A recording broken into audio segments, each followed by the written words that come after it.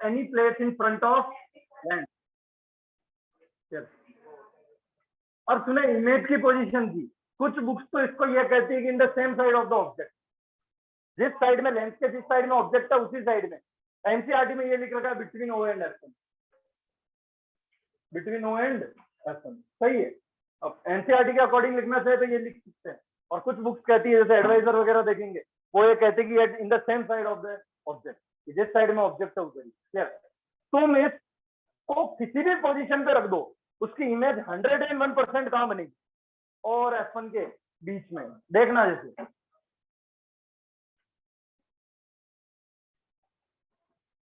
अगर ये F1 था, मैं इसको 2F1 बोल दूं, इस बार मैं F1 पे ही रखूंगा। कहां रखूंगा? F1 पे होगी। क्या पैरेलल जाएगी? क्या ऐसे हो जाएगी? अच्छा, कहां से पास होगी? ठीक है ना, TF to pass through focus. एक और रूल लगाओ, कौन सा? ऑब्जेक्ट को तुम कहीं पे भी रख दो, लास्ट केस में उसकी इमेज एनसीईआरटी ये कहती है बिटवीन ओ एंड एफ1, कुछ रेफरेंसेस ये कहती है in the same side of the object. ठीक है, ये भी लिख सकते हैं एनसीईआरटी को फॉलो करते हुए बिटवीन ओ में। हाँ, लिखे रफ्तार से भैया, जिसको लिख बेटा लेंस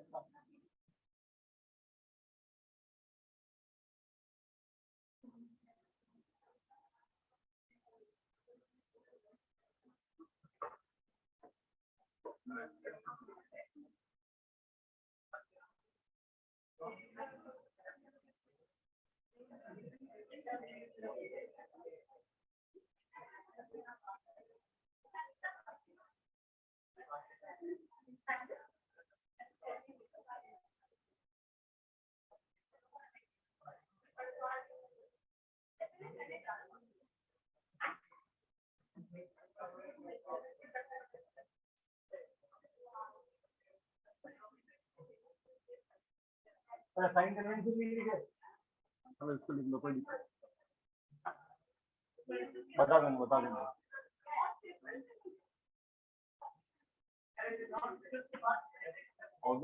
नोट पे एक पेज भेजा, फिर वो टेबल लेंस डायग्राम सब बनाने के बाद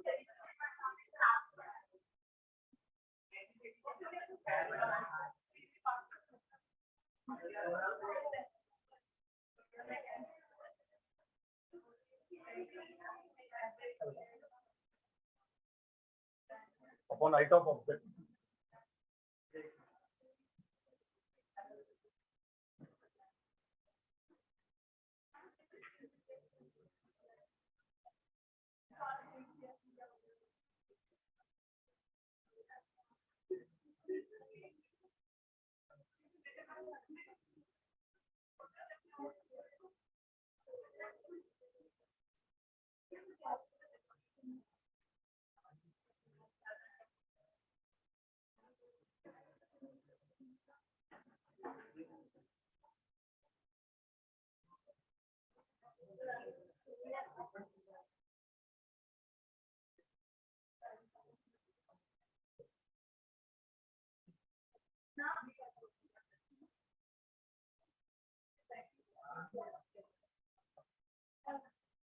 H I by H O, H O ऐसे भी रिप्रेजेंट करते हैं, एच डेश बाई एच, ऐसे भी करो, H I by H.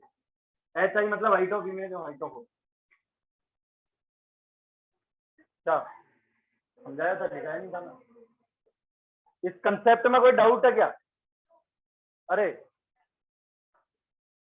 Height of object हमेशा पॉजिटिव रहता है। अगर इमेज वर्चुअल बन रही तो वो सीधी होगी, वो भी पॉजिटिव, पॉजिटिव बाई पॉजिटिव, यानी मैग्निफिकेशन की वैल्यू पॉजिटिव है तो इमेज का नेचर पता लगेगा। पॉजिटिव और नेगेटिव मैग्निफिकेशन हमें इमेज का नेचर बताएंगे, और उसकी मैग्नीट्यूड हमें इमेज की साइज बताएगी। नेगेटिव बाई पॉजिटिव, यानी मैग्निफिकेशन में इमेज कैसी है, रियल इमेज। ज्यादा बाई कम, एक से ज्यादा। अगर इमेज की हाइट ज्यादा है ऑब्जेक्ट की हाइट से, तो क्या मैग्निफिकेशन की वैल्यू एक से ज्यादा आएगी? एक से ज्यादा आएगी, यानी इमेज कैसी है, एनलार्ज। कम बाई ज्यादा, एक से कम। अरे किसी भी कम को ज्यादा से डिवाइड करो, एक से कम ही आंसर आएगा ना। अगर कम बाई ज्यादा यानी कि इमेज कैसी है, स्मॉल, तभी हमने हाइट ऑफ इमेज को, मैग्निफिकेशन की वैल्यू एक से कम, दोनों सेम साइज होगी तो मैग्निफिकेशन 1 के बराबर। उदाहरण के तौर पर वो कहता है एम की वैल्यू है +0.3, यानी इससे प्लस से तो हमें पता लगेगा इमेज का नेचर कैसा है, वर्चुअल एंड इरेक्ट और 0.3 x से कम है यानी कि स्मॉल है या डिमिनिश्ड है। समझ में आया? तो ये डायरेक्ट कंसेप्ट है मैग्निफिकेशन। दोनों फॉर्मूले ध्यान रखेंगे, v by u।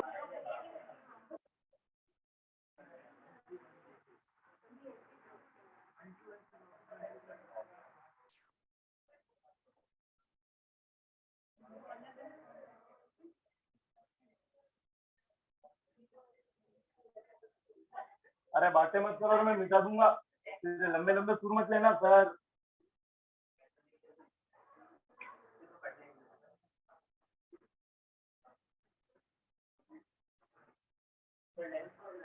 हाँ बेटा लंच सॉरी।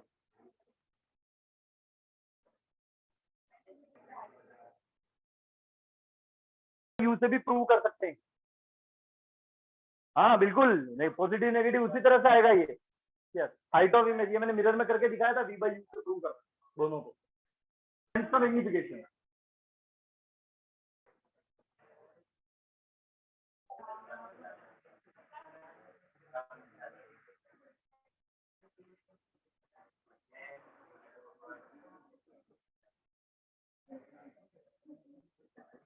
लिख लिया?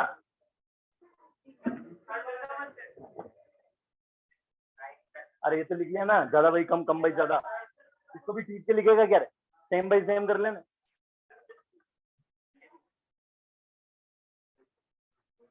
फिर यहाँ से इसके बाद अगला ये लिखने के बाद ये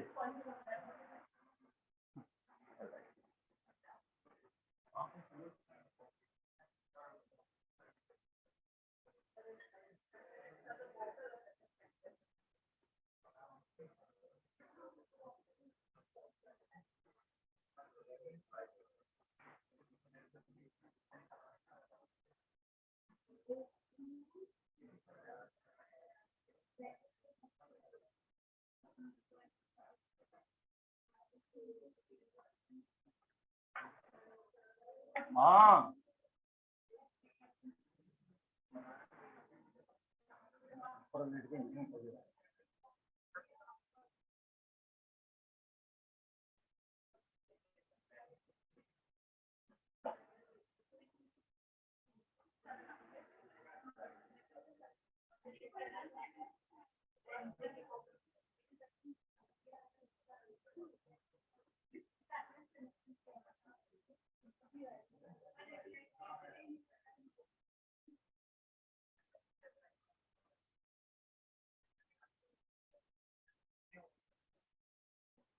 इसको रिफ्रैक्टेड रेंज दिख रही बनेगा, रिफ्रैक्टेड रेंज।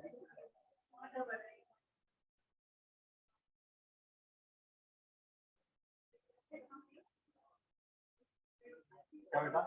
हाँ बोलो।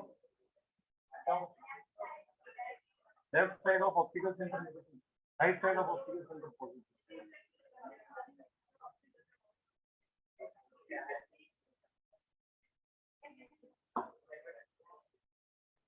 बी पॉजिटिव इधर लेना रे नेगेटिव।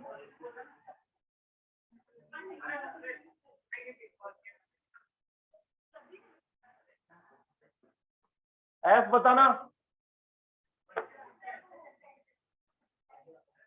इसमें अरे यार दादा इस साइड में कॉन्वेक्स का एफ एक्चुअल में इधर होता है, ये देख इधर है, और लेंस मिरर का और लेंस कॉन्केव का जो होता है वो एक्चुअल में इधर होगा। ये कैसी साइड है? नेगेटिव। इसमें सब नेगेटिव है, कॉन्केव में यू वी एफ लगाना ही। इसमें यू नेगेटिव, वी नेगेटिव भी हो सकता है और पॉजिटिव भी हो सकता है। पॉजिटिव मतलब इस साइड में बन रहा है, इधर बन रहा है तो क्या है? पॉजिटिव है, रियल इमेज है, वर्चुअल एफ पॉजिटिव, कॉन्केव मतलब नेगेटिव। इसमें इलस्ट्रेट का साइन पर क्या लिखेंगे? All the distances are measured from optical centre, the distances measured in the right side of optical centre. अब ऐसा वर्ड यूज कर देना, आर टेकन एज पॉजिटिव, बराबर की जगह क्या यूज कर दोगे? Are taken as positive. ऐसा समझ रहे हो ना? Distances measured in right side of optical centre are taken as positive, are taken as, are taken as, are taken as. ऐसे लिखें, देखें आगे लिख लिया। Power of lens. अच्छा एक चीज और सुनो, जैसे सुनो मैग्निफिकेशन जैसे रिफ्लेक्टिव इंडेक्स में हमने निकाला था, अगर कहीं 2 या 2 से ज्यादा मैग्निफिकेशन दे रखे हो और अगर उसका नेट निकालना हो, क्लियर, सीधा लिख लेना magnification is equal to m1 into m2 into m2। अगर एक या एक से ज्यादा मैग्निफिकेशन दे रखे हो, अरे क्लियर, जैसे कि कभी 2 लेंस को कंबाइन कर दिया, एक या एक से ज्यादा दे रखे हो मैग्निफिकेशन, ऐसा हमारा न्यूमेरिकल दुनिया का, पर इस तरह से आएगा कि यार 2 लेंस को कंबाइन किया, पहले का मैग्निफिकेशन इतना था, दूसरे का इतना था, बताओ नेट मैग्निफिकेशन कितना डेवलप होगा? m1 into m2 into multiply कर,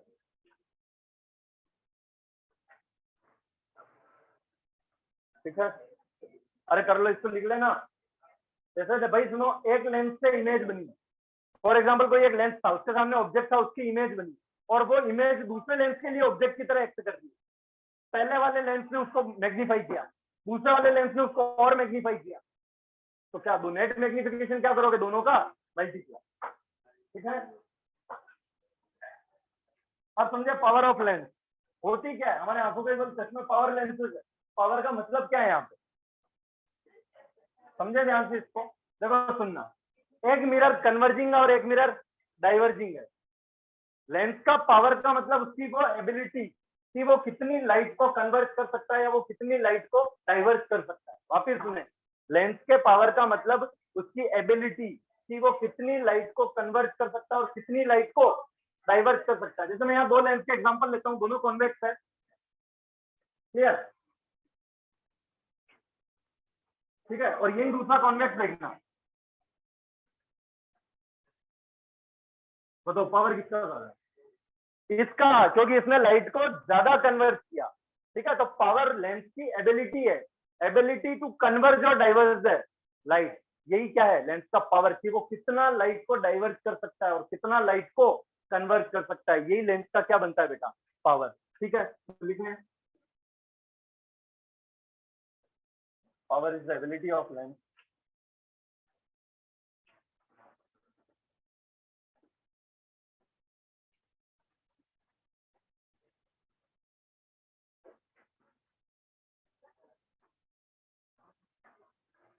क्लियर, ठीक है?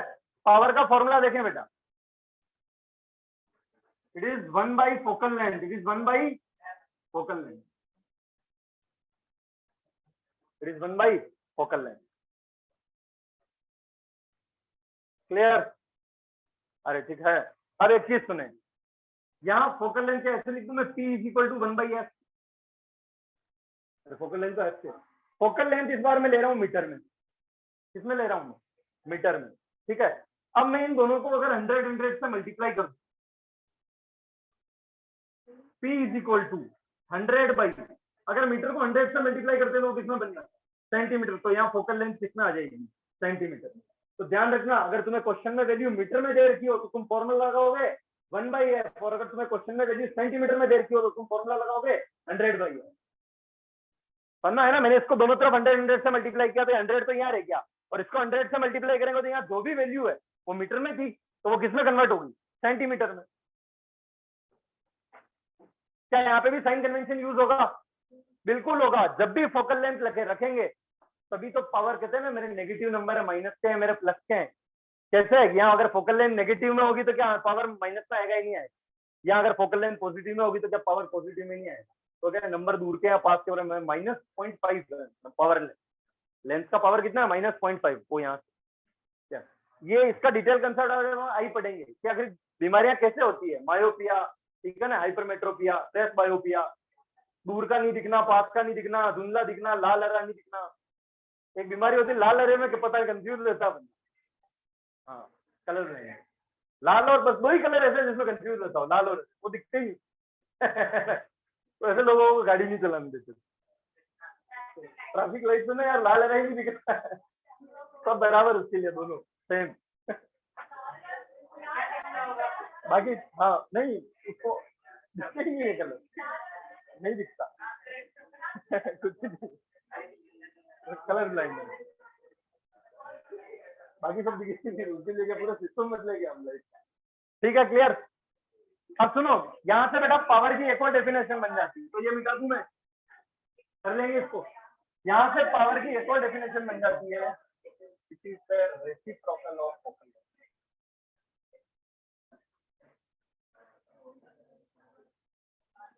ठीक है बेटा, ये भी सही डेफिनेशन है पावर की, it is the reciprocal of focal length.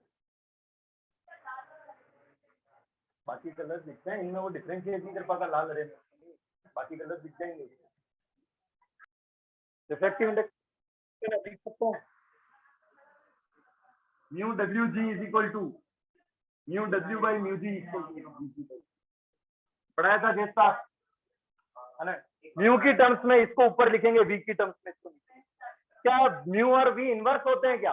जिसका रिफ्रैक्टिव इंडेक्स ज्यादा वो ज्यादा डेंसर, तो उसमें स्पीड कम। अरे लिखाई थी हिंदी में लाइन, जिसमें रिफ्लेक्टिव इंडेक्स ज्यादा वो ज्यादा डेंसर, तो उसमें स्पीड कम, जिसका रिफ्लेक्टिव इंडेक्स कम वो रहेगा तो देखो ना आ रहा है क्या, mu is equal to C by V होता है, सी कांस्टेंट है। लो ऐसे सवालों के साथ खेलते थे। अच्छा हाँ, एक और चीज सुन ले इधर, एक और चीज देखना, ऐसा यूनिट ऑफ पावर, एक मिनट,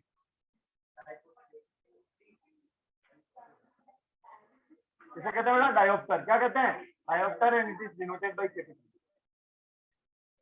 हाँ बेटा एक मिनट, अरे ऐसा यूनिट क्या है पावर की? Dioptre, and it is denoted by capital D. अब सवाल आ जाए, what do you mean by one dioptre? अरे इधर सुन लो देवियों, ओ बेटा सवाल आ जाए what do you mean by one dioptre. मेरी एक बात सुनना, पावर का फॉर्मूला था P is equal to 1/f। अगर मेरी फोकल लेंथ 1 मीटर हो जाए तो पावर कितना आ जाए? देखो ना, P is equal to 1/f in metre. अगर मेरे लेंस की फोकल लेंथ कितनी हो 1, तो P इज इक्वल टू 1/1, तो पावर की वैल्यू क्या आ जाएगी 1। तो भाई पूछ लेंगे what do you mean by one dioptre, तो क्या मैं लिख सकता हूँ, वन डायोप्टर उस लेंस की पावर है जिसकी फोकल लेंथ कितनी, 1 मीटर। वन डायोप्टर उस लेंस की पावर है जिसकी फोकल लेंथ कितनी है, अरे उनको वो अगले साल आएंगे। वन डायोप्टर उस लेंस की पावर है जिसकी फोकल लेंथ कितनी है, यार ऐसे नहीं हो गया, लिख लो और क्या।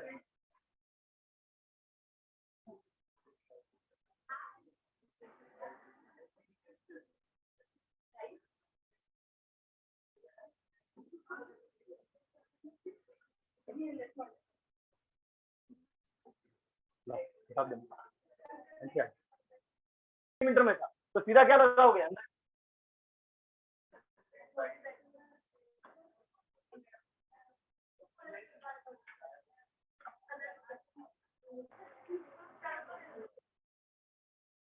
सत्तर के साथ।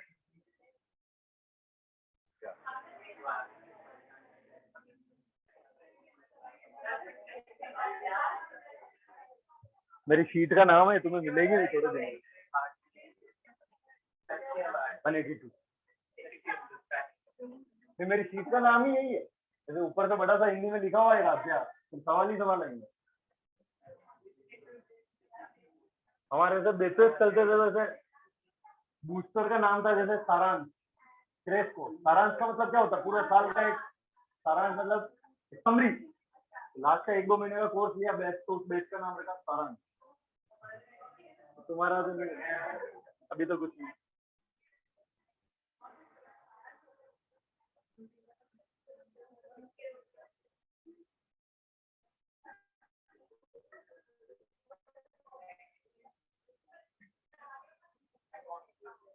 अरे एनसीईआरटी हो तो निकाल लो, सॉल्ड एग्जांपल है पेज नंबर 182 का।